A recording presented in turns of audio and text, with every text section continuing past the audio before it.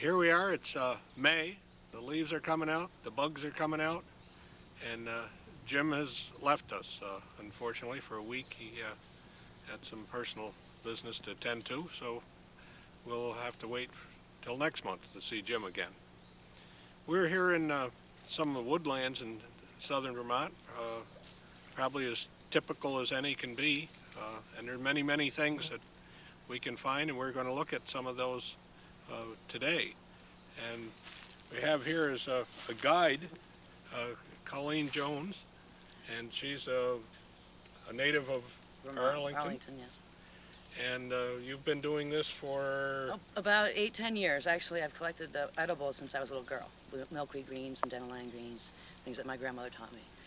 But now you're into the medicinal part and the technical part of things. Well, the more you learn, the more you want to learn. So Yeah. I just keep going, and I have several books that I use, to make sure I get a positive identification, because a lot of the things we are ingesting, whether it be in a food material or tea, so you want to make sure you have the right plant. So I want to make sure that people, get educated before they go and start picking things on their own. And you've got a basket of Yes, I got some dandelion greens that I picked, and I use the green part to cook with salt pork or raw in a salad. But I also use the roots. They're a blood purifier. They're good for kidney, liver ailments. So I use that quite extensively. And these are cattail shoots, and they're edible. They have a flavor. They can be eaten raw, and they have a flavor much like lettuce or cucumbers. And they just pop right out real easily. And you want like something that's very firm. This is a little too mushy for collecting, but these taste wonderful. And you can cook them like asparagus also. There's a lot of pieces of cattail that are edible, so it's definitely something people should investigate. So the cattail, then the young spring shoot, but also throughout the year. Yes, throughout the year, all year long, you can eat the tubers underneath the ground, rather messy to dig though. You can also use the next year tubers. They kind of look like potatoes. You can also eat, when these shoots come up, they will get a little head to them, like everyone knows what a cattail head looks like. But they're brown when they're mature. But when they are young, they're green. And you can take them and dip them in butter, cook them just like corn on the cob, and eat them the same way. A lot of butter, though. And then when that matures, you also have the pollen from the plant. You can shake it off into a container, mix it half and half with flour, and makes it excellent breads, cakes, and things like that. So they're an excellent food source. Also, people they pay a lot of money for bee pollen. Cattail pollen is actually very good for you, so you could actually put it in gel caps and take it as a supplement too. And these are ostrich ferns. These are one of my favorite edibles. They're picked in spring. There's only a short season, and so I went ahead and picked all these yesterday. But I do have some plants to show you, and I kind of wanted to emphasize on the picking, because if you overpick these, you will deplete its energy source, and they will not come back again. So if you see a stand that has, say, 6 fronds sticking up, you'd only want to pick 3. Otherwise, if you do it right, you can go back year after year. Just keep going back year after year. There's no sense in depleting your food source for the next year and have to find a new spot. So, be very careful about that. But I do have lots of books. I do a lot of collecting of mushrooms and herbs. And so I don't just use one book and say, oh, that's it. Looks like that picture. I'm going to eat it for dinner. Not a good idea. So I check extensively before I do anything. Here's some shots of the rain's getting us, some shots of some of the mushrooms that I found. These are puffballs, giant puffballs. I found one 8 pounds, one 15 pounds, and one 22 pounds. That is an awesome edible. And it's also a mushroom that you could go ahead and slice into, and if you leave it in the ground, and it won't go to spore, because once it turns yellow, then you can't eat it anymore. It has to be white. So if you find it on your yard and you slice a section out of it, it won't go to spore because it'll spend all its time healing that wound. So that's rather interesting. But the thing that people need to be careful about, if they see something small, they think a puffball, it has to be cut into and make sure there's not that mushroom shape inside of it, because it could be something other than a some of the Amanita species, when they first come out, resemble the small puffball. So you have to be really careful about that. That's why I emphasize getting a lot of material to make sure that your bases are covered. I also found last year a hen in the woods, which it weighed 22 pounds. This is an awesome mushroom. Tastes wonderful. Great cooked and put in a marinade for salads. It's also wonderful cooked just in a saute. Do with like peppers and onions, whatever your favorite recipe is. Now, is that one of the mushrooms that you can freeze also? Yes, it does. It freezes very well. And it keeps... Yeah, it loses some of its consistency, but it has great flavor. I wouldn't use it in a salad marinade anymore, but I would use it in sautés. So the flavor's still there. There's just some other mushrooms I picked. Picked some honey mushrooms, some angel wings, and some small puffballs. The puffballs, there's hardly any poisonous species of the puffball. The one that is poisonous is very easy to know. It's got a very rough potato-like texture to the skin, and it doesn't get real large. So there's no way you can misidentify that as a poisonous mushroom. So, Well, if anybody becomes familiar with these edibles and the techniques in finding them and everything, the price is certainly right with all of these. oh, well, yeah, it's wonderful. And it's better by far than anything else you can The purchase. dandelion has more nutrients than a lot of the store-bought vegetables we get. A lot because the soils have been depleted from overuse. But I mean, we're getting this from the most fertile ground around. So definitely some great. This is an excellent book to give, so you can get some great medicinal plants and herbs, and it has some wonderful recipes in it too.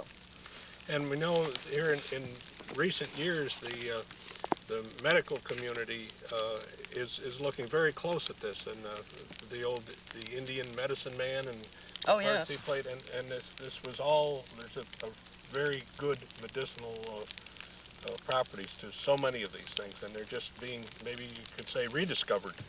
Definitely, because everybody's gotten away from it. People, they're so, we're a little spoiled with stores and stuff, so we don't realize we can just walk out in our backyard and get some very tasty herbs and edibles. This is an excellent book right here. And now, there's a lot of things that I wouldn't be able to identify without the leaves, the new leaves coming up, because a lot of leaves, when they first come up, have like a violet-like shape to them. So you have to be really careful about that. So what's really nice is this book tells you what the plants look like in winter. Like right here is last year's self-heal or heal-all. This is a wonderful blood purifier. So I know now to come back to the spot if I want to pick some of that for teas and things. And it is a very flavorful tea. I mix it with a lot of, with some wild ginger that we'll pick, with some peppermint. There's some growing right nearby here too. Raspberry leaves, things like that. So if anybody's looking for something when it's hard to identify it, this is the book to get. Well, we spoke about on the program a couple years ago about teas being made from the end of hemlock and spruce and pine, just the last, and there, I guess, a multitude of teas that can be made out of most anything. Oh, there's sarsaparilla, there's ginseng, there's so much out there. And I mean, they're very flavorful and much better than I think a lot of the stuff that's on the on the open market is. So it works for me. Well, it's starting to sprinkle here a little bit. bit. Why don't I pick up my books? We should gather up your books, and then we'll poke around. So, all right. Well, I want to save the roots, so I want to kind of go underneath it. It's a little bit rocky here. So. And nobody has to look very far to find some dandelions. Oh God, no! They're everywhere. See, I like to try to clean them up a little bit, because when you get home and you put them in a pot of water and you've got all these pine needles, it's really difficult to get them out. So you're better off trying to do at least some cleaning in the woods. And there's a nice root. I can go ahead and dry that up. It'll be dry in a couple weeks and use it. And a lot of the things I do, it can be cooked, but it's not a really flavorful root. It's something it's for tea, it's for medicinal properties more than for edible properties. A lot of these roots too, when they're dried a little bit, then they can be ground into like a powder or a flour. Oh yes. Thing too. Oh yeah. I mean, it's amazing. You just keep learning more every year on what you can do with things. Now here's the ostrich fern, and this is what I want to emphasize: that people not over picking, because we want this to be here next year. So what you want to do is you want to get them. Oh, they'll grow 4 or 6 inches high. After about 6 inches high, you really don't want to mess with it that much. Now, any fiddlehead is edible. Now, in the fiddlehead stage, but when they open up, that's when they're poisonous. So the thing, there are lots of fiddleheads, and you could try them, but they're not very not very flavorful. So you want to I would stick with bracken fern, cinnamon fern, and this one, the ostrich fern. So what I want to do is just snap it off, and I wouldn't want to take more than, there's 3 right there, that leaves 4 there. That's about all I'd want to do. And there's so many of them going around. It doesn't take that long before you have a big pot and you're ready to go. I picked probably 5 pounds yesterday within a couple hours time. So that's the old leaf. Last fall. Yes, that's the sterile frond, and all these are the sterile fronds. And if you'll know, this doesn't have a rope. We don't have an old one here, but the fertile one is only about half the length of the sterile fronds. And we will find one of those here. Yes, we should be able to come up on one sometime here shortly. Okay, so this is what I'm talking about. You have the old leaves, which are rather tall. They almost look like they've been put in a vase. And here's the fertile frond. So if you deplete this energy reserve of this plant by picking all of these, this plant will die, and so we don't want that. We want to be real careful about it because they're excellent, really tasty, and I want to collect them next year too. So this is loaded with spores? This portion? You know, I'm not really sure about that. I think it's basically the underground root rhizome that we're looking at. It doesn't spore like a flower, so, or I would assume no. But don't quote me on that one. Okay, so we want to go and try to find some ginger. Okay. So I like, when I'm walking around, I like to know what I'm looking at. So this will have several white flowers with 4 petals each. So we might be able to see one open if we were up a little farther where it's had a little bit more sunlight. But if you look around, this stuff grows everywhere. And all the plants that are referred to as a wart, in the end, that's because it has Because of the medicinal properties that are attached to them. And this would be for a tooth ailment, as one of the things it can be used for, I think, because many of them are identified with the ailment that you have. I think there's something even referred to as a tummy wart. Oh yes, I have heard of that. I would have done a little bit more extensive research on that, but it's just not something I collect. That's a whole field in itself. There's dozens of. Here's a plant right here behind you, and it's already flowered. It comes up and it looks purple. It's called blue cosh. I think I'm pronouncing that right. C-O-H-O-S-H. And it comes up real interesting looking, and it gets a yellow, greenish flower on it. And it has some medicinal qualities, but it also has lots of warnings with it.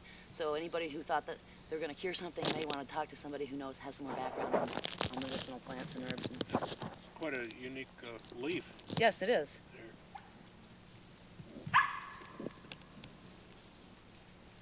It's an interesting plant.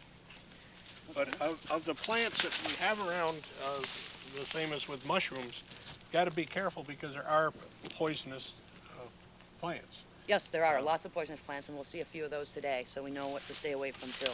And yet many of them that are the poisonous to some extent, if they're cooked properly. Like cowslips or marshmallow gold, they have a toxin in it that is dispelled on cooking. Yeah, even the milkweed has some. Yes, it does. It has a tannin in it, and you want to get that out of there. And also the fiddleheads, you know, I didn't mention that. They will give you gastric pain. Some people eat them raw, and they have problems with them. So you're really best off if you would take them, boil them in water for a minute, and then chill them right away. And my favorite way is to take them chill them in the refrigerator, take them and dip them in ranch dressing, and they are great, like on a vegetable platter with carrots and things. Or you could do that and go ahead and cook them like you would your dandelion greens with a little salt pork, or just steam them. And with a little butter, they are excellent, like an asparagus. At any one location, the season probably only lasts a couple weeks. Yes, but definitely. if you stagger it where you watch get the low elevations and stuff, you can stretch that out I do a lot to of maybe that. six weeks or so. Oh, I like to pick like 20 pounds or more because I do a lot of canning and a lot of pickling, and so and I give a lot away so people can experience, you know, what it is I like so much about them. So. What do you think we'll find next? I think we're probably going to find some hepatica or some sharp lobe hepatica. In fact, here's a plant right here. I can get you a better shot. This doesn't have any open flowers. See, the petals are falling off. This one, if you see this in the spring, you'll see the old flowers, the old leaves around it. Now these have since fallen off, but the first thing, so you have the dead leaves that look kind of red, and then you have the flower come up in spring, and sometimes that's all you see is this fuzzy little flower, and then the flowers start to die, and that's when these leaves start to grow. These will get about double this size. So that's a very medicinal herb too, but another one with cautions on it. So don't take something unless you know what you're doing. Oh, right here is all this right here is all ginger. Ginger root. I can probably pull you up a piece of it so you can check it out. See what it's for. It's just like the same as commercial ginger, but you'd want to use double the amount to get the same amount of flavor. So use it in teas and stuff. Hey, look, whoa. Jack in the pulpit. Look at that. That's going to be a big one. That's an old plant. When you start to see more black in it, you'll know it's really old. This one's probably, 10 years old or so. And that's another. Yeah, here's another baby. And here's another tiny one, probably a 1-year-old. They don't get the pulpit until their 2nd year. So these obviously are within that range. There's another little one right there. And I believe that Indians used to take and collect the root and dry it. And then they would make a flower like out of it. And it's got a toxin that only is dispelled when you dry it. And so, I have tasted a Jack in the Pulpit root. It's hot, isn't it? It is hot. It takes a little bit to set in, but it is about the hottest thing you could imagine. Yeah, I bypassed that one as far as trying it once I read the some of the burning sensations. Oh, right here is midderwort, MITTER wort.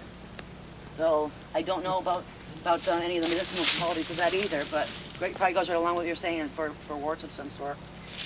Now here is wild ginger. Let me see if I can't find you a nice flower. Probably right up here.